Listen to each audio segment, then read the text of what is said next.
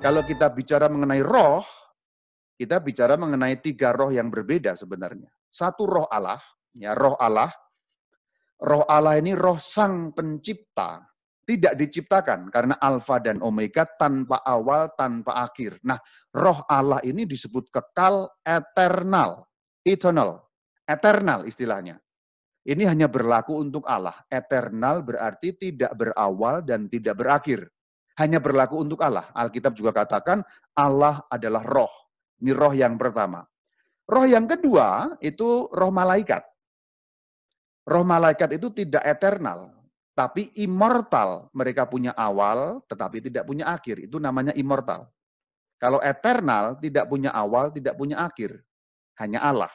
Nah, roh malaikat itu immortal. Punya awal, tetapi tidak punya akhir, karena tidak ada matinya. Kagak ada matinya. Itu istilahnya orang Betawi itu berlaku untuk malaikat. Lalu setan di mana rohnya? Setan itu sama dengan roh malaikat. Jadi setan sama dengan malaikat. Malaikat dan setan itu sama dalam hal rohnya. Jadi roh setan itu ya roh malaikat sama. Yang membedakan itu apa? Perbuatannya. Kalau setan itu 100% menolak Allah dan menghujat Allah, melawan Allah. Kalau malaikat 100% menyembah Allah, mengabdi Allah, menghamba pada Allah.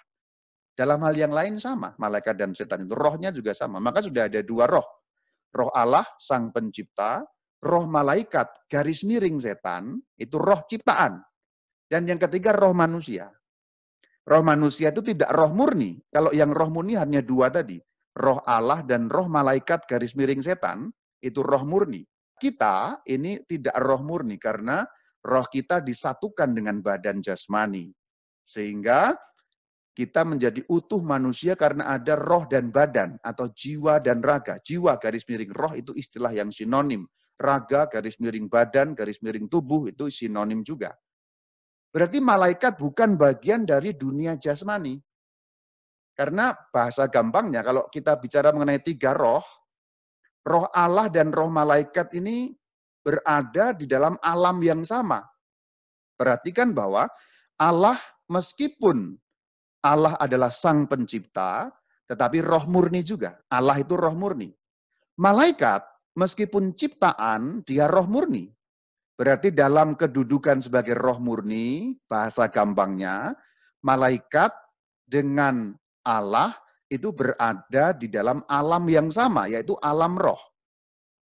Manusia meskipun punya roh, ini roh jenis yang ketiga, itu berada di alam yang berbeda karena kita berada di alam jasmani. Maka dalam pola pikir ini sebenarnya sangat jelas bahwa malaikat berada di surga dalam arti berada dalam alam yang sama dengan Allah. Saya menggunakan bahasa alam untuk menggambarkan. Sebenarnya bukan alam, tapi itu keadaan yang sama, yaitu keadaan roh murni. Tapi untuk memudahkan pola pikir kita, berada dalam alam yang sama Allah dan malaikat itu. Berarti memang ada di surga dan bukan bagian dari dunia ini. Malaikat bukan bagian dari dunia ini karena malaikat tidak berbadan jasmaniah.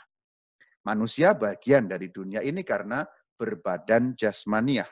Meskipun roh kita pun sama immortal juga dengan malaikat.